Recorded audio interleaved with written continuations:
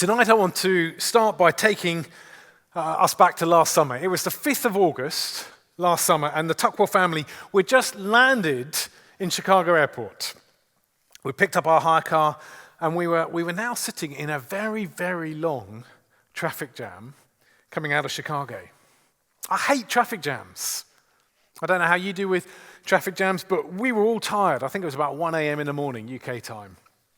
And my son was feeling travel sick. That wasn't helping the stress levels in the car. We were late.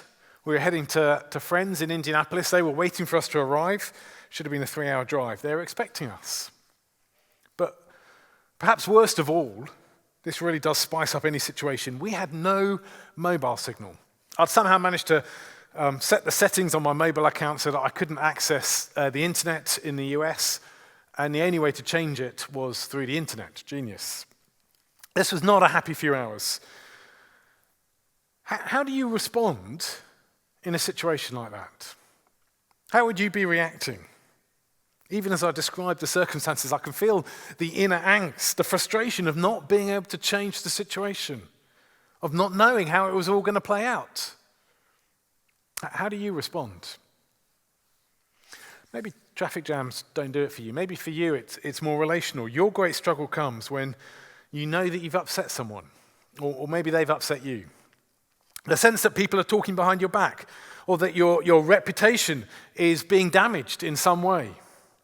And it feels deeply unfair. Doesn't feel justified. Now, how do you respond then? Does that leave an inner wrestling, sleepless night, grumpy mood? Loss of the joy that we were thinking about last week? The Apostle Paul, now he would have been able to relate with both of these struggles. If you were here last Sunday, you'll remember where he is as he writes. He's in prison. I mean, if a traffic jam feels frustrating, how about being in prison for doing nothing more than telling people about Jesus? Can you imagine the frustration, the sense of injustice, the uncertainty? How's it all going to play out? Will I live?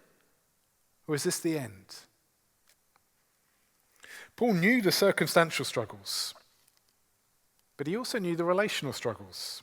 You see, as he was locked up in prison, other preachers are going around. There were Christian preachers. They were going around telling people about Jesus, but it seems they were no fans of Paul. And as they went around, they would be telling people, well, look, I mean, we told you, don't listen to Paul. He's really not got it quite right. So God's decided to lock him up out of harm's way, to stop him spreading this radical version of the gospel. No, don't listen to Paul. Listen to us. Now, as that message gets to you, that's what's going on. That's going to hurt. Why is this happening? What's going on here, God? And then there are more reports that reach Paul in prison. Actually, look down. You can see this in the verses just before our reading. Philippians 4, verse 2. Have a look down. I plead with Euodia and I plead with Syntyche to be of the same mind in the Lord. Yes, and I ask you, my true companion, help these women, since they have contended at my side in the cause of the gospel, along with Clement and the rest of my co-workers whose names are in the book of life. 2 names, Euodia and Syntyche. We know nothing else about these women other than they've clearly had a bust-up, and their bust-up is causing Paul relational grief. It's all there, the pain of circumstances and the pain of relationships. Paul knew it. And the question is, how are you going to respond? How do you respond in those moments? And it matters. We're thinking these 6 weeks about our mental health, about a Christian response to the pressures that we face. And last week I listed some of the key contributors to mental struggles: exams, finances, relationships, grief, social media, image, 24/7 communication. I should have mentioned physical health. So often physical health and mental health sit side by side. But can you see? Each one of those is either a circumstantial pressure or a relational pressure. Pressures you face because of a situation in which you find yourself. Sometimes it's of your own making, but actually sometimes in life there is just bad traffic You can't control it. And then pressures you face because of the relationships around you. So what is it for you? I don't want to be abstract this evening. I really don't. We're not abstract people. We're real people in a real world experiencing real pains. So what are these pressures for you? Name the pressures to yourself. What are the things at the moment that are crowding in around you, causing you to be anxious, forcing the sleepless nights? Have you named it? Then ask yourself, what do you do with that situation? How do you respond? Because here's what I want us to see. I've just got one aim tonight. I want us to see that how we respond to the pressures of life shows us what we really believe about God. Do you hear that? How we respond to the pressures of life shows us what we really believe about God. That as a pressure comes, as we respond to that pressure, so in our response we are revealing something about our understanding of who God is and what God does. Now, I don't want to ignore our brokenness here. Sometimes our minds and emotions, they let us down, they go wrong. Chemical imbalances, degenerative illnesses. Those are very real and they're very painful. And they make this equation far more complicated. I don't want to ignore that. But actually, I want to say there is still truth in this underlying principle. That how we respond to the pressures of life shows us what we really believe about God. That's what we're going to see tonight. And the verse that's going to help us to see it is Philippians 4, verse 5, which Heather read for us earlier. Have a look down. 2 short sentences. Paul, under great pressure, he writes, "Let your gentleness be evident to all. The Lord is near." Let me just reread that. Just think about it. Think about these words. Let your gentleness be evident to all. The Lord is near. Last week, Paul was telling us to be joyful. This week, he's telling us to be gentle. Or actually, that word can be translated lots of different ways. Pick up another translation of the Bible, it's almost certainly different. Let everyone see that you are considerate in all you do. Let your reasonableness be known to everyone. And it's not that we don't know how to translate the word, it's just that there's no one English word that sort of fully captures the meaning. Gentle, mild, patient, reasonable, moderate. It's got all of those senses. Basically, it is the exact opposite of how I was responding in the car in the traffic jam just outside Chicago. In that moment, there was a very visible, external wrestling against the circumstances of life. It was not gentleness. And you know what that looks like. It's surely not just me. It's the huffing and the puffing. It's the ranting and the raging as circumstances unravel in a way that you would not have chosen. But Paul says, let your gentleness be evident to all. The Lord is near. So why these words? This isn't just the unhelpful, calm down, calm down. That's not what's going on here. Here is the goal, let your gentleness be evident to all. And here is the motivation. The Lord is near. The Lord is near is the motivation that takes us to this goal. So how does it help? How does the nearness of the Lord help when I'm stuck in traffic letting my friends down? Or when I'm caught in the middle of some interpersonal conflict, reputation being dragged through the mud? That is what Paul wants us to grasp here. Actually, I think it's hugely helpful. This Lord is near. There's 2 aspects to what he's telling us here. Take the relational pressure first. Maybe family tensions reared their head again over Christmas. Or a situation at work where you just feel as though you're being treated appallingly badly and it's not going away. Or something's happened reputation tarnished, and it's left you feeling very aggrieved. Let your gentleness be evident to all. The Lord is near. Because how do you want to respond in each of those situations? When relational pressures come, we so quickly want to defend ourselves, try and vindicate our behavior, our character. But as Paul looks at the relational pressures of life, his point here is Jesus is coming soon. Don't seek revenge. Don't rant or rage. Jesus is coming soon. Jesus, the just judge. He's the one who sees all things. He knows every twist and turn in our life. You know that moment when something's just happened and you wish it was captured on camera so you could prove what had really happened. Or a conversation takes place and you walk away longing that it had been recorded so that you could prove what the other person was like, what they had said about you and how unfair it was.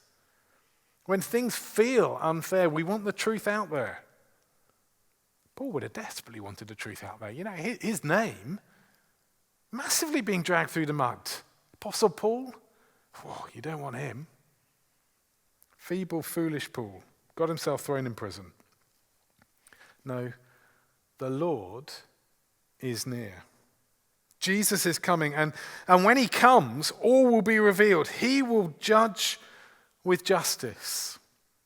That is 2 Peter chapter 3. We're told the day of the Lord will come like a thief. The heavens will disappear with a roar.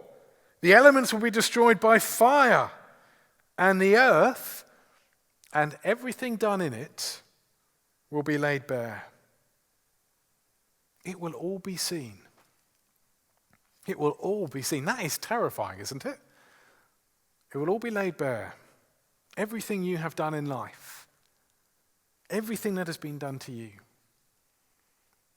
It's terrifying, but actually it's desperately helpful.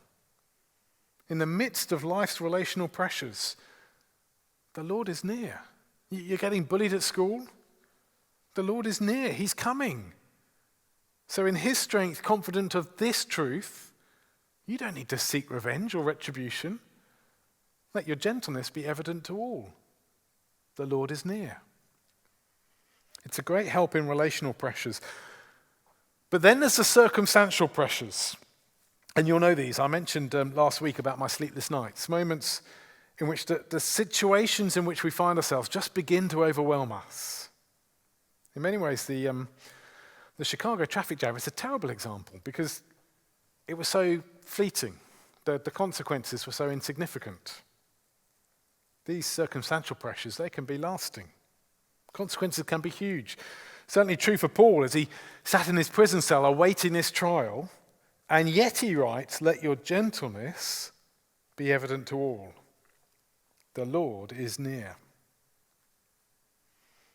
And with these pressures in mind, I think those 4 little words, the Lord is near. I think they're deliberately ambiguous so they can take either meaning. It can either be Jesus is coming soon, the Lord is near, or, and I think this is probably the main focus here, the Lord is near to you. He is close to you. The creator of the universe, the one who made you and sustains you each day, he is right near to you in the midst of your troubles. He's not a distant and aloof God who makes the world, sort of winds it up and sets it off and just sees how it plays out. That is not the God who reveals himself to us in the Bible. No, the Lord is near. So let your gentleness be evident to all. You can start to see the link, can't you? Ask yourself, what difference would it have made to me if, as I sat in that Chicago traffic jam, if I sat there confident that the person who was ultimately responsible, who was in control of all aspects of our journey, if he was sat in the passenger seat? If no set of traffic lights could go red without his permission? No roadworks could begin without his say-so? He knows it all knowing. He controls it all. He's all-powerful. And he is on my side. He's all-loving. That is the God of the Bible. And if I could hear and believe these words, really believe them, the Lord is near, my response would be completely different. There wouldn't have been any of this sort of frenzied madman muttering about how incompetent American drivers are. Sorry if you're American. No, let your gentleness be evident to all. The Lord is near. Now push this truth into your circumstance.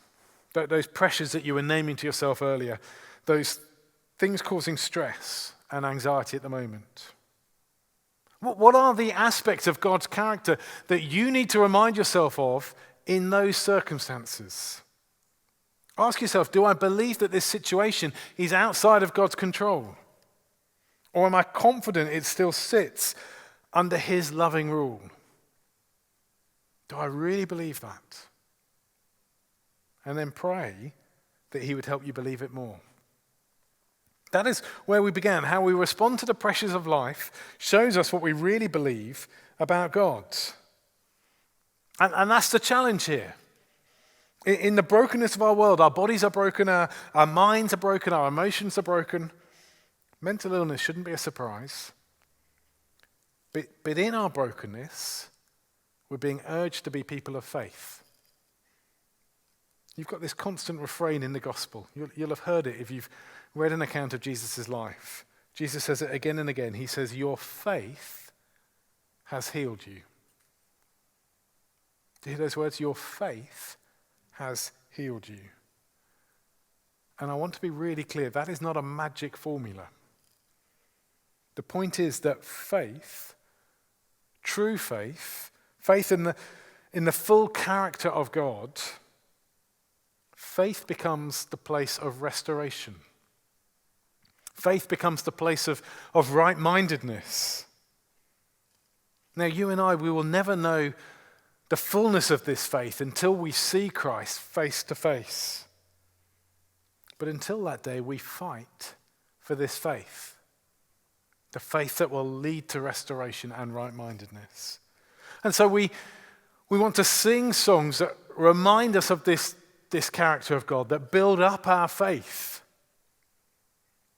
I want the songs that we sing to be far more about who God is and what God has done than who we are or what we will do. We sung earlier, for the one who holds the heavens and commands the stars above is the God who bends to bless us with an unrelenting love. Now that's a great song. They're stunning words. And they're words that joyfully declare the Lord is near. In our struggles, he's with us. He knows, he cares. And you and I, as we fight for this faith that restores, faith that brings us to right-mindedness, we want to be people who are very carefully paying attention to God's word so that we get to know him better, so that we understand his character more clearly. It's as we know his character that the faith is built up, so that each day, gradually, bit by bit, our faith increases, our response to the pressures of life changes. Let your gentleness be evident to all. The Lord is near. Now, as we close, let me finish by telling you how that traffic jam in Chicago moment resolved. We really needed to get in touch with our friends. And so we finally emerged from this big snake of traffic and we pulled into an American service station. And I ran inside the service station convinced that Wi-Fi and WhatsApp might just be our savior. And my travel-sick son, he staggered out of the car and he sat on the grass verge looking rather peaky. You see, in my mind, this situation was my problem to solve. I needed to fix it. But you know what God does in those moments? He he so often likes to remind us that actually he is the one who's caring and protecting and providing. And so as I emerged from that service station, triumphant, I had Wi-Fi, I'd made contact with our friends, I'd managed to change the settings on my phone so that it worked. I looked across and I saw my son, and I was rather bemused to find him sitting there drinking this ice-cold bottle of Sprite. And he'd perked up. Because here's what had happened. A passerby had spotted his struggles. And in their kindness, no, actually, in God's kindness, they came over and they gave him a bottle of Sprite that they'd just bought for themselves. Now, that moment was just God's little reminder that the creator of the universe wasn't having a day off. He was still doing what he promises to do. The Lord was still near. How we respond to the pressures of life shows us what we believe about God. Let your gentleness be evident to all. The Lord is near.